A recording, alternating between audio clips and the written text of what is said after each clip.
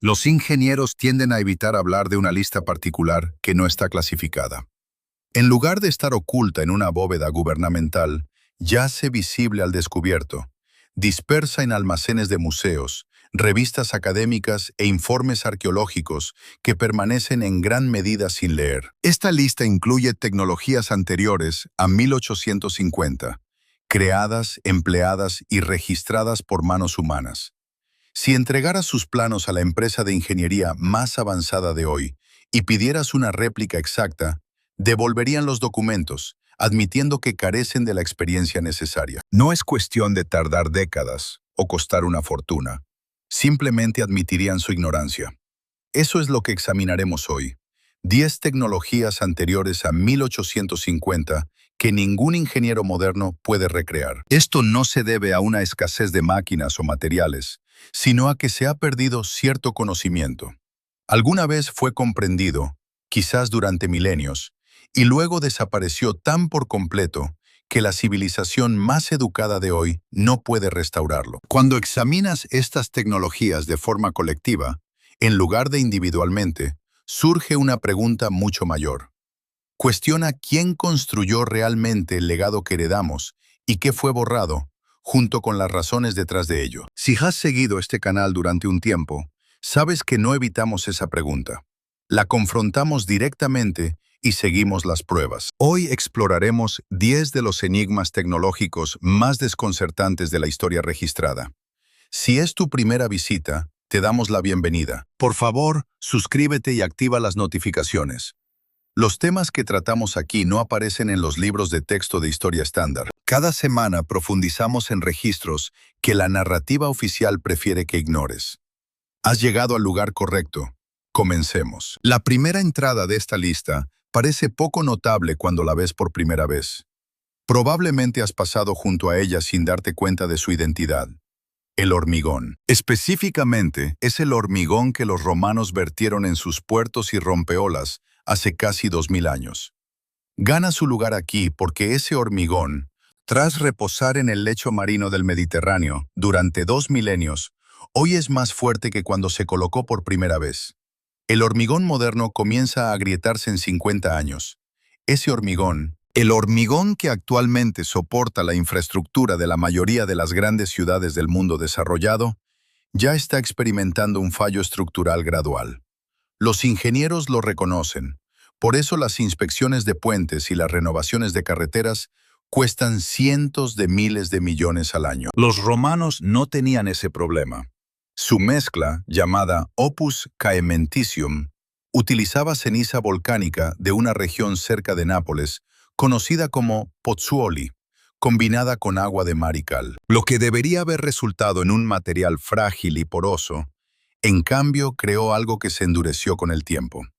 El agua de mar desencadenó una reacción química con los minerales volcánicos, generando nuevas estructuras cristalinas dentro de la matriz de hormigón a lo largo de décadas y siglos. Biólogos marinos que estudian ruinas de puertos romanos descubrieron cristales de tobermorita, un mineral raro que normalmente se forma en procesos geológicos de alta temperatura. Estos cristales crecieron espontáneamente dentro del hormigón, reforzándolo desde el interior. En 217, científicos de materiales modernos publicaron un estudio exhaustivo que confirmaba la química. Describieron con precisión la actividad molecular. Luego reconocieron un hecho silenciosamente devastador. Replicarlo no es sencillo. La ceniza volcánica específica de Pozzuoli no puede reemplazarse fácilmente. Las proporciones exactas nunca se han recuperado por completo, y el método de curado sigue siendo desconocido. Varios equipos han intentado reconstrucciones parciales, pero ninguno ha igualado la resistencia a la compresión de los originales romanos supervivientes. Considera lo que eso implica. Podemos enviar instrumentos a Marte, podemos modificar el genoma humano.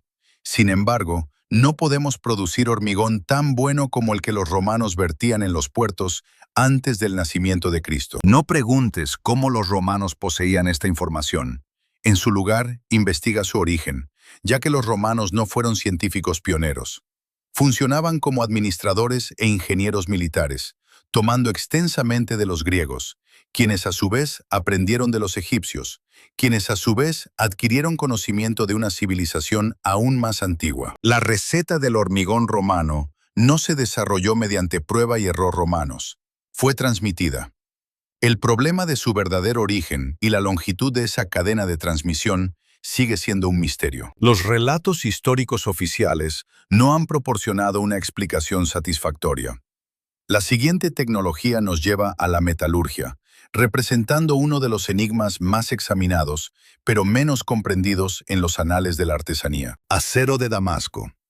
Cualquiera que haya empuñado una hoja hecha de auténtico acero de Damasco, y prácticamente ninguna persona viva lo ha hecho, observaría al instante que su apariencia difiere de otros metales. Muestra una textura superficial, un grano acuoso y ondulante que recorre el acero similar a los anillos de un árbol en una madera envejecida, cumpliendo un propósito estructural más que ornamental. Este patrón revela directamente las actividades microscópicas que ocurren dentro del metal. La producción de acero de Damasco tuvo lugar principalmente en el Medio Oriente, desde aproximadamente el siglo III hasta principios del siglo XVIII. Las espadas forjadas con él se convirtieron en leyenda entre los cruzados que se topaban con ellas. El acero europeo contemporáneo se rompía al golpear hojas de Damasco. El filo de una hoja de Damasco era tan agudo que un pañuelo de seda colocado horizontalmente sobre ella se partiría limpiamente solo por su propio peso. Estas hojas podían flexionarse casi en ángulo recto sin fracturarse, y eran más duras que casi todos los demás productos metalúrgicos de esa época. La fabricación cesó alrededor de 1750. La razón precisa sigue siendo desconocida. La teoría predominante sugiere que las rutas comerciales fueron interrumpidas. El suministro de un mineral indio particular fue cortado. La experiencia para procesar ese mineral desapareció junto con la cadena de suministro. Sin embargo, este razonamiento nunca ha convencido completamente a los investigadores, ya que las características del acero de Damasco no son atribuibles únicamente a la composición del mineral, resultan del manejo de ese mineral durante el proceso de forjado. Metalúrgicos contemporáneos, utilizando microscopios electrónicos, han estudiado especímenes auténticos de hojas de Damasco y descubrieron nanotubos de carbono dentro del acero. Estos nanotubos de carbono representan una microestructura que el campo de la ciencia de materiales consideró un avance de vanguardia en nanotecnología a finales del siglo XX. Existen en hojas martilladas manualmente en fraguas abiertas antes de la invención de la electricidad y antes de que comenzara la revolución industrial. ¿Cómo pueden formarse nanotubos de carbono en el acero medieval? La hipótesis actual implica ciertas impurezas dentro del mineral que, sometidas a ciclos de temperatura exactos, se organizaron espontáneamente a nanoescala para crear estas estructuras. Sin embargo, el método exacto de ciclado térmico sigue siendo un misterio. Las temperaturas específicas, las duraciones y los agentes de temple. Algunos investigadores independientes han creado muestras de acero que contienen características similares a nanotubos. No obstante, nadie ha logrado forjar una hoja que reproduzca el rendimiento mecánico de las reliquias originales. Cuando esa cadena de transmisión se rompió, la experiencia se perdió. Se fue con sus guardianes y nunca se ha recuperado. La tercera tecnología posee una naturaleza más dramática. Sirvió como un arma que se encendía al contacto con el agua. El fuego griego. Esta sustancia fue el secreto militar más celosamente guardado del Imperio Bizantino. Era una mezcla líquida inflamable, lanzada desde barcos de guerra a las naves enemigas, que seguía ardiendo incluso cuando se aplicaba agua. El agua no lo apagaba. Según ciertos informes, el agua realmente intensificaba las llamas. Las batallas navales bizantinas convertían las flotas enemigas en infiernos a la deriva. Los marineros saltaban por la borda, solo para descubrir que el fuego los perseguía a través de la superficie del agua. La receta solo era conocida por un puñado de familias. Dentro de la corte imperial bizantina, nunca se registró de manera recuperable. Los emperadores la transmitían verbalmente a quienes les sucedían. Con el colapso del Imperio Bizantino, en 1453, esta cadena de transmisión oral cesó y nunca ha sido redescubierta. Los químicos contemporáneos han sugerido posibles fórmulas, compuestos a base de nafta, reacciones de cal viva con agua y mezclas de azufre, resina de pino y derivados del petróleo. Sin embargo, ninguna explicación única da cuenta completamente del comportamiento registrado en los relatos históricos, especialmente la capacidad de arder en el agua. Esto apunta a una sustancia cuya reacción química es activada por el agua en lugar de ser extinguida por ella.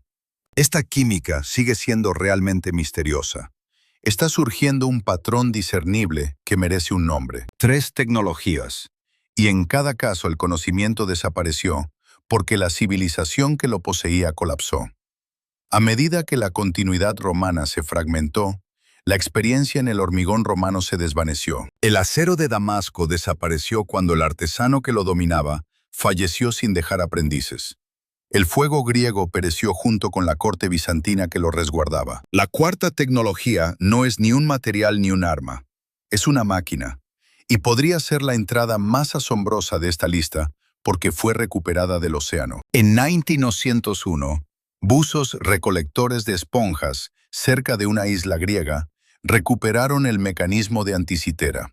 Lo descubrieron dentro de los restos de un barco de carga de la época romana, cubierto de coral y sedimento después de 2 milenios en el lecho marino. Durante muchas décadas, los investigadores estuvieron desconcertados sobre qué era.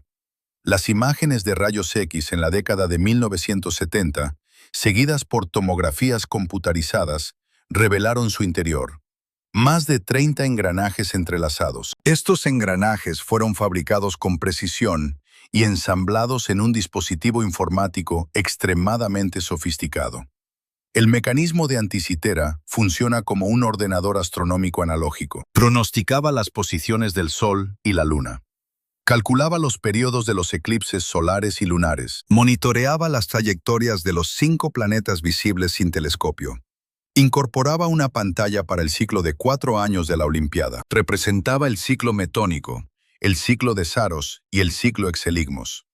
Estos intervalos astronómicos requieren una meticulosa observación a largo plazo. Las matemáticas avanzadas necesarias para identificar y codificar las relaciones de engranajes dentro del mecanismo son precisas dentro de una fracción de porcentaje. Según datos astronómicos modernos, fue construido entre el 150 y el 100 a.C. La precisión de fabricación requerida para crear este dispositivo no fue igualada por la relojería europea hasta al menos el siglo XIV, y posiblemente no superada hasta el siglo XVII. Durante la mayor parte del siglo XX, fue esencialmente un artefacto único, sin ningún antepasado tecnológico conocido. Nada anterior a él insinuaba su existencia. Nada posterior demostró la supervivencia de su conocimiento. Los investigadores han construido réplicas físicas utilizando mecanizado CNC contemporáneo, y esas réplicas funcionan correctamente. Sin embargo, construir una réplica con herramientas modernas y comprensión astronómica moderna no equivale a comprender cómo los artesanos antiguos fabricaron el original usando las herramientas y el conocimiento disponibles en el 100 a.C. El original fue creado sin herramientas eléctricas, sin instrumentos de medición de precisión como los conocemos, y sin los fundamentos matemáticos de la ingeniería moderna. Y solo hay un ejemplar sobreviviente, lo que casi con certeza indica que no fue una invención singular, sino un espécimen sobreviviente de una tradición de producción. El mecanismo de Anticitera sugiere la existencia de un ámbito de investigación astronómica, artesanía de precisión y sofisticación en ingeniería que el registro histórico no nos revela. ¿Dónde está ese ámbito? ¿Por qué falta su registro? La quinta tecnología inicialmente parece pertenecer a una categoría diferente. No es un material estratégico ni un dispositivo informático antiguo. Es un violín. Específicamente, los violines fabricados por Antonio Stradivari en Cremona, Italia, desde aproximadamente 1680 hasta su muerte en 1737. Los aproximadamente 650 instrumentos Stradivarius que sobreviven están valorados actualmente entre 5 y 20 millones de dólares cada uno. No por su antigüedad o prestigio histórico, sino por sus propiedades acústicas. Violinistas profesionales e investigadores musicales que han realizado pruebas controladas de escucha a ciegas califican constantemente los instrumentos Stradivarius como excepcionales y distintos de lo que crean los luthieres modernos. Los investigadores han estudiado el barniz, un compuesto que, a pesar de un análisis exhaustivo, nunca ha sido identificado químicamente. Se ha estudiado la madera, pícea y arce de la pequeña edad de hielo, donde un crecimiento más lento la hizo más densa y acústicamente consistente. Se ha sugerido que Stradivari utilizó sales minerales para tratar la madera, alterando sus propiedades acústicas de maneras que aún superan nuestra capacidad de modelado. Cada hipótesis planteada ha llevado a intentos de reconstrucción. Constructores modernos de instrumentos, usando tomografías computarizadas de piezas originales, han creado instrumentos notables. Sin embargo, ninguno ha sido considerado igual a los originales en pruebas controladas. El conocimiento de lo que Stradivari logró, cualquiera que fuera la combinación de selección de materiales, métodos de preparación, formulación de barniz y visión geométrica, no sobrevivió a su muerte. 5 tecnologías, cada una con su conocimiento preservado dentro de una tradición específica. Una cadena de artesanos o eruditos lo transmitió mediante la enseñanza directa, y en cada caso, la cadena se rompió. Esto no se debió a la imposibilidad de preservar el conocimiento, sino a que la civilización que lo poseía no logró mantener su cohesión. En las visiones históricas convencionales, tales rupturas se consideran sucesos separados. Roma cayó, Constantinopla fue saqueada, artesanos individuales perecieron sin herederos. Cada ruptura se atribuye a su propia causa localizada, pero ¿y si estas rupturas no son separadas? ¿Y si representan las señales posteriores de algo mucho más significativo? ¿Y si el mundo anterior a 1850 no estaba ascendiendo gradualmente hacia nuestro nivel actual de conocimiento? ¿Y si era un mundo en las fases tardías de algo que ya había alcanzado alturas que aún no hemos recuperado?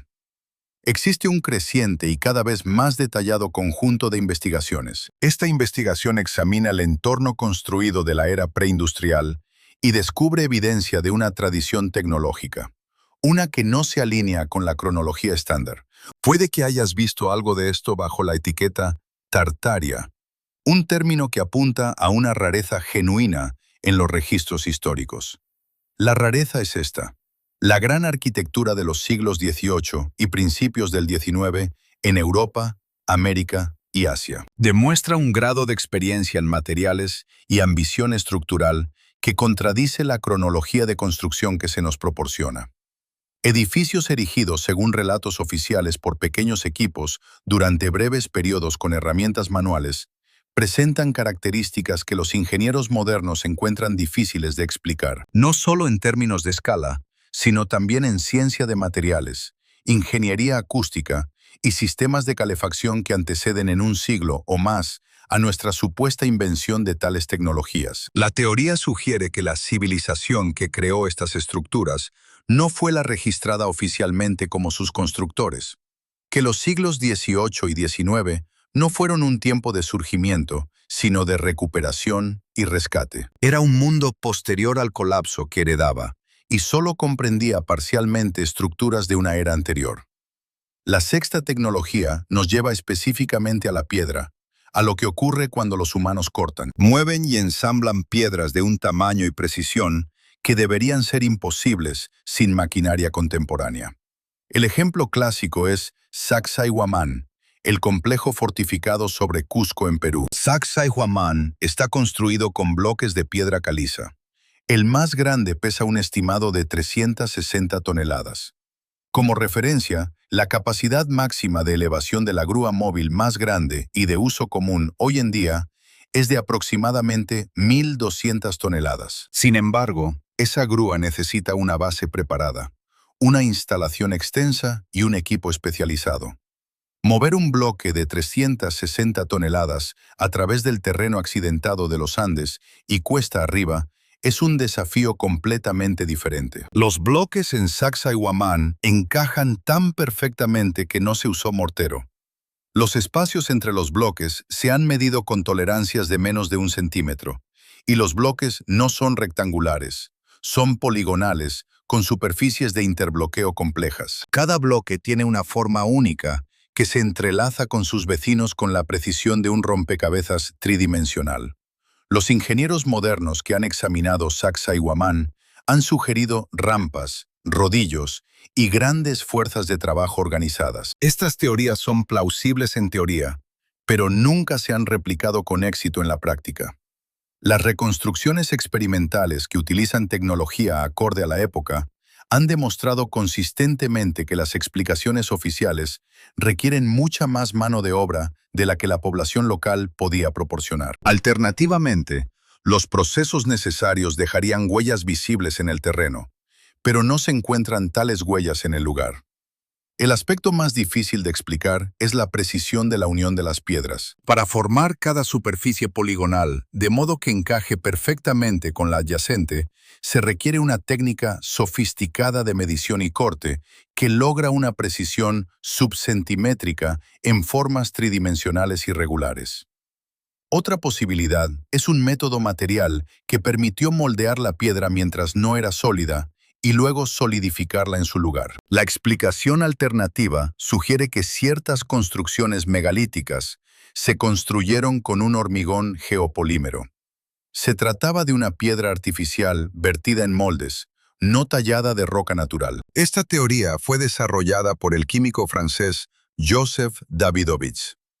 Durante muchos años examinó muestras de pirámides y megalitos, descubriendo marcadores químicos que coinciden con el moldeado en lugar de la cantería, suponiendo que sus hallazgos sean precisos. Además, una cantidad sustancial de evidencia química respalda su afirmación. En consecuencia, la tecnología de construcción empleada no se basaba en el esfuerzo físico bruto. Esta era una disciplina de la ciencia de materiales, centrada en la química de la piedra. Implicaba un método para producir piedra caliza sintética que, una vez endurecida, no se distingue de la piedra natural excepto mediante pruebas químicas. La tecnología número 7 es un procedimiento que no ha sido redescubierto y se relaciona con un tipo de construcción preindustrial. Esta categoría, conocida como el fuerte estelar, ha atraído un interés considerable de investigadores no convencionales. Los fuertes estelares son estructuras defensivas de múltiples lados. Con baluartes angulares que crean zonas de fuego superpuestas, están documentados en la historia convencional como un desarrollo de la ingeniería militar europea de los años 1400 y 1500. Para ciertas estructuras, esta explicación es razonable.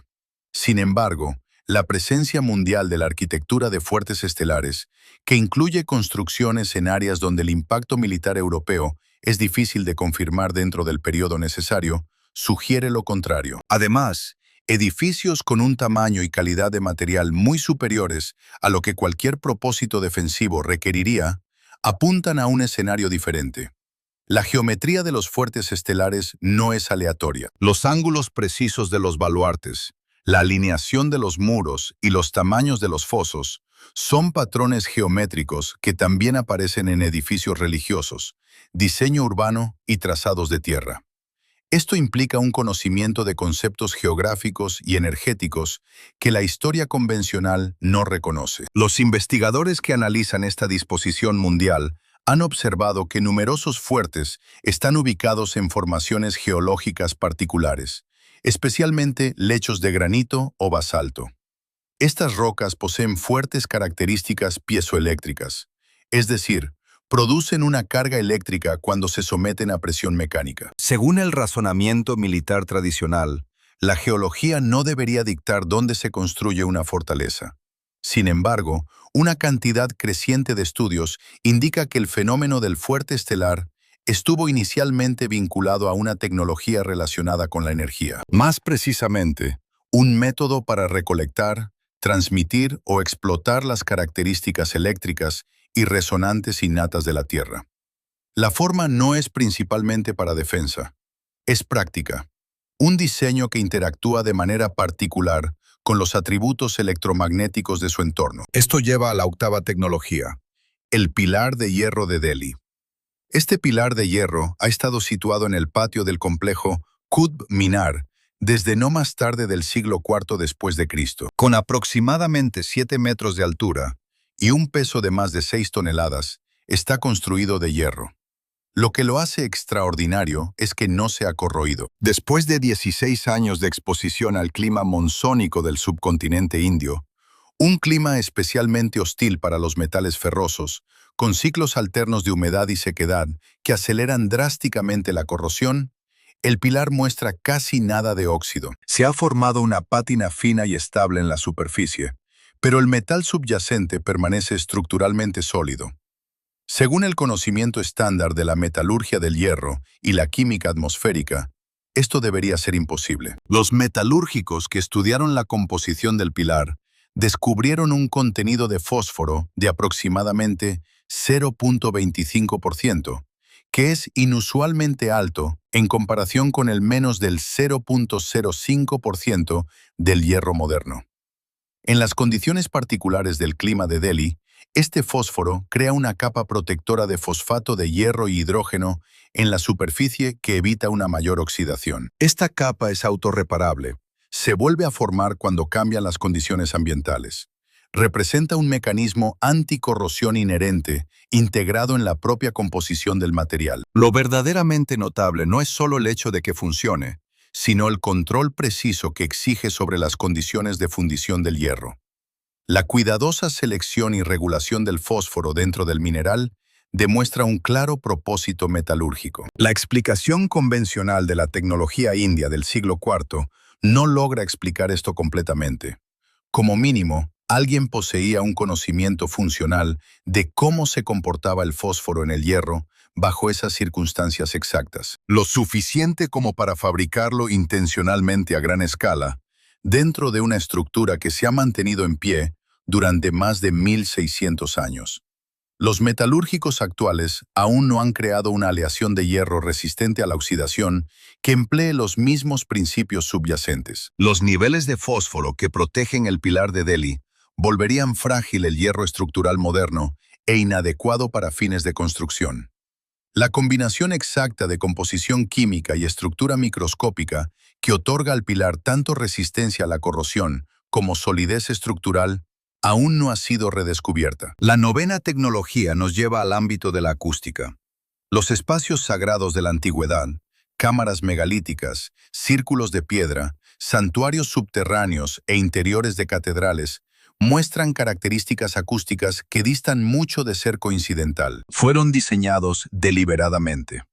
En muchos casos, el nivel de sofisticación en ingeniería supera lo que esperaríamos de las culturas tradicionalmente reconocidas como constructoras de estos lugares. Newgrange, una tumba de corredor neolítica en Irlanda, que data de hace aproximadamente 5.200 años, ha sido estudiada por sus cualidades acústicas.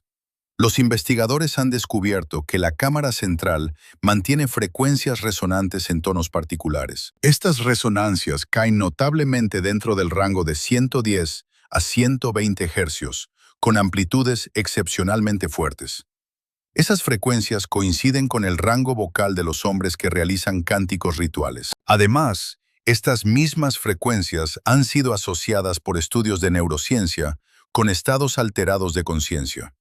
Dichos estados se caracterizan por una disminución de la actividad neocortical y una mayor activación de regiones cerebrales más antiguas y primitivas. La cámara no solo estaba posicionada arquitectónicamente para interceptar el amanecer del solsticio de invierno, sino que también estaba afinada acústicamente. Los complejos de cuevas de Lascaux, en Francia, que presentan arte paleolítico que data de hace más de 17.000 años, estas cuevas revelan una relación entre la ubicación de los animales pintados y las áreas de mayor resonancia acústica. Las secciones con mayor densidad de pinturas corresponden a aquellas con los ecos más pronunciados. Esta correlación fue registrada metódicamente por los investigadores Igor Reznikov y Michel Daubois durante la década de 1980. Sigue siendo uno de los descubrimientos importantes más pasados por alto en el campo de la actividad humana prehistórica. Las magníficas catedrales de la Europa medieval, incluyendo Chartres, Notre Dame y Salisbury, exhiben una ingeniería acústica notablemente precisa. Las dimensiones de la nave, la altura de los techos abovedados y la ubicación de las rejas del coro colaboraron para crear una atmósfera acústica distintiva. Lograr esto requería un modelado acústico avanzado o un legado de conocimiento sobre cómo tales proporciones afectan el sonido. Los arquitectos de la Catedral de Chartres carecían de software de simulación acústica y no poseían una descripción formal de la física de interferencia de ondas. Sin embargo, la acústica de la catedral no es accidental. Resulta de decisiones dimensionales deliberadas que producen resultados acústicos particulares. ¿Quién instruyó a los constructores de catedrales medievales en esta técnica? La explicación convencional sostiene que esto surgió de una tradición artesanal que se desarrolló gradualmente y se transmitió a través de los gremios. Sin embargo, esta explicación es difícil de mantener. Reflexiones sobre la rápida aparición de la arquitectura gótica, la amplia extensión geográfica de su empleo uniforme y la excelencia de sus resultados acústicos. Esto se parece menos a una práctica de evolución gradual y más a una tradición implementada que recibió sus directrices de una fuente externa. Y esa fuente es el enfoque de la 10ª tecnología anterior a 1850.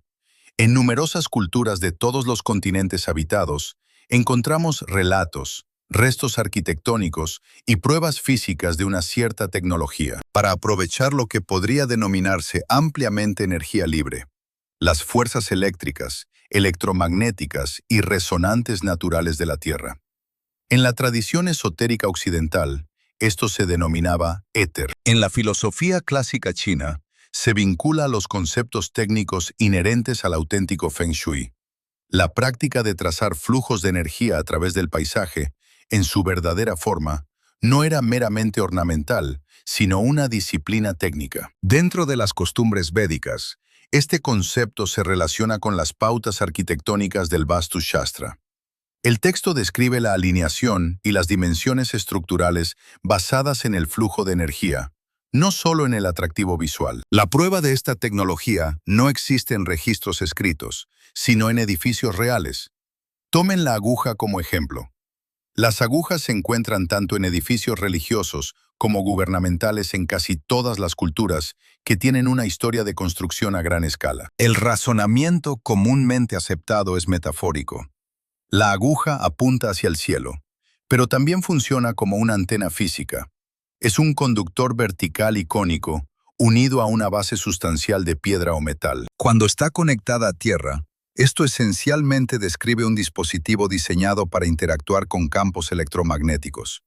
Los científicos que han estudiado las características electromagnéticas de antiguos monolitos y edificios con agujas han detectado repetidamente irregularidades inusuales. Estas incluyen perturbaciones localizadas del campo magnético, conductividad eléctrica anormal y propiedades piezoeléctricas en la piedra. Ahora examinen la cúpula. Las cúpulas están universalmente presentes en la arquitectura religiosa en todo el mundo, abarcando estupas budistas, mezquitas islámicas y más allá, extendiéndose a basílicas cristianas y kivas nativas americanas. Además, la cúpula actúa como una cámara de resonancia, tanto para el sonido como para las ondas electromagnéticas. El Panteón de Roma, una cúpula de hormigón de casi 2 milenios de antigüedad, tiene un óculo perfectamente redondo en la parte superior. Genera frecuencias de resonancia que los científicos han relacionado con efectos cerebrales particulares. En 2011, expertos en acústica estudiaron la Hagia Sofía de Estambul y descubrieron que su interior crea un patrón específico de reverberación y resonancia.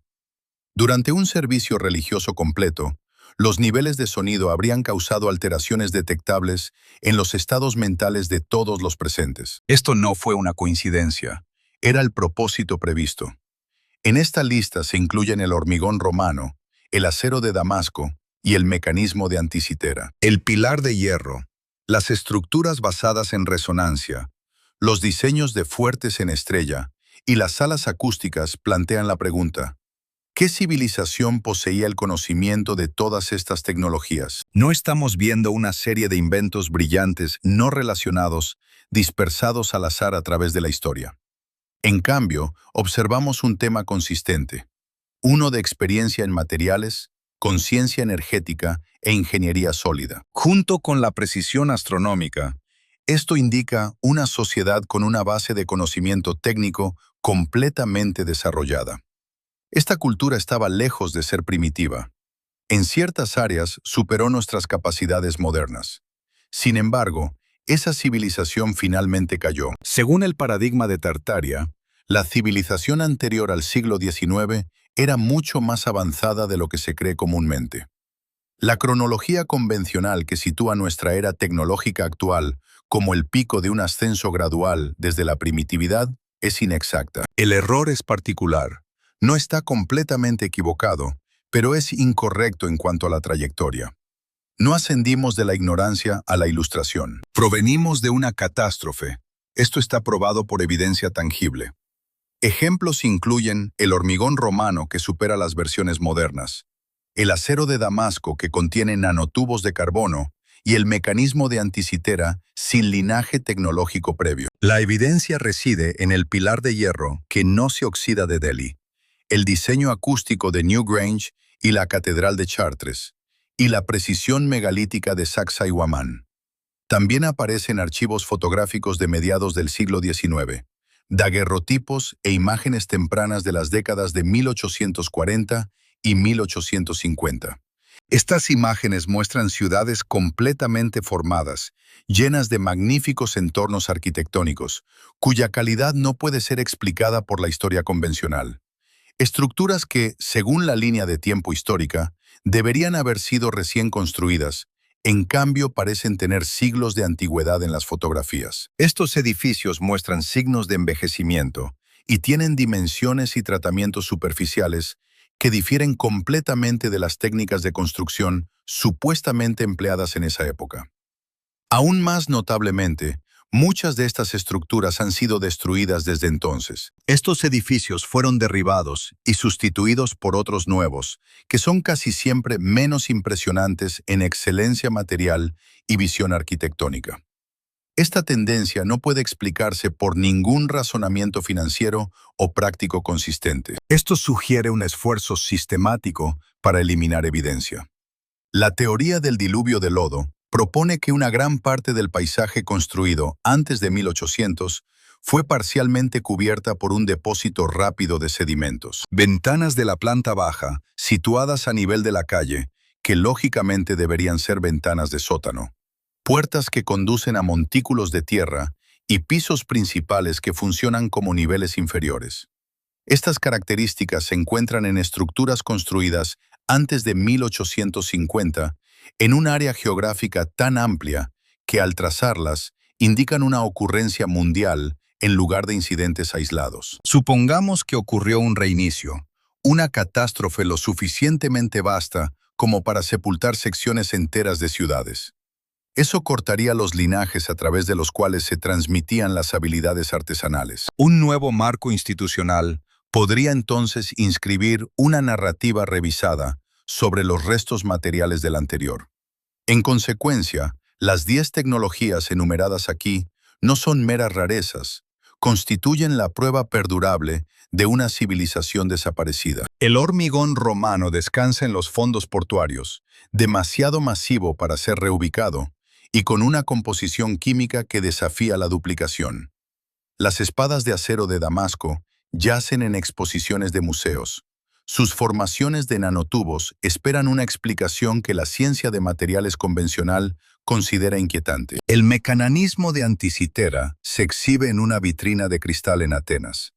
Es evidencia de que, en algún momento de la historia antigua registrada, existió una pieza de tecnología cuyo linaje no está documentado oficialmente y que no tuvo un descendiente reconocido oficialmente. El pilar de hierro de Delhi permanece libre de óxido, mientras que los violines Stradivarius producen un tono que ningún fabricante de instrumentos contemporáneo ha logrado replicar. Las inmensas construcciones de piedra de la antigüedad aún ocupan sus lugares en el terreno. Su precisión supera lo que los métodos de los libros de texto podrían lograr, y su permanencia impide una fácil remoción. Plantean una pregunta. Han estado planteando esa pregunta durante siglos. La pregunta no es ¿cómo fuimos construidos?, sino más bien, ¿por qué no reconocen a nuestros constructores? La solución no se encuentra dentro de las estructuras, sino en el destino de la civilización que las erigió. Esa civilización, capturada en fotografías de mediados del siglo XIX, parece majestuosa y antigua. Sin embargo, para finales de ese siglo, había sido tan completamente suplantada, alterada y reinterpretada. La cultura que encarnaba se convirtió en una mera nota al margen, reducidas a 10 tecnologías que ningún ingeniero actual es capaz de reconstruir. Están dispersas a través de la historia como fragmentos de una comunicación en un idioma que casi hemos perdido la capacidad de descifrar. Casi. No del todo, porque los fragmentos persisten. El hormigón continúa curándose en los puertos romanos. La espada de Damasco aún conserva su filo. Los engranajes de Anticitera permanecen encerrados en su marco de bronce empañado, resguardando sabiduría astronómica. De un mundo que la cronología reconocida afirma que nunca existió. No estamos en un punto de partida de algo nuevo. Nos encontramos en medio de un esfuerzo. Una restauración, un esfuerzo gradual y ocasionalmente agónico por unir los fragmentos. Esto forma una imagen mucho más vasta, peculiar y significativa que cualquier otra cosa. Las lecciones de historia convencional nos han preparado para este momento. Esto constituye la verdadera tarea. El propósito de este canal es precisamente este. No presentarte una solución definitiva, porque tal solución aún no se ha compilado. Más bien, es entregar los componentes, poner los fragmentos en tus manos y confiar en que los examinarás con claridad. Si esto despierta una nueva perspectiva en tu mente hoy, compártelo con alguien que pueda beneficiarse. Comparte en los comentarios cuál de estas 10 tecnologías te inquieta más. Aquella que te resulta imposible olvidar. Vuelve de nuevo. Queda contenido adicional por explorar.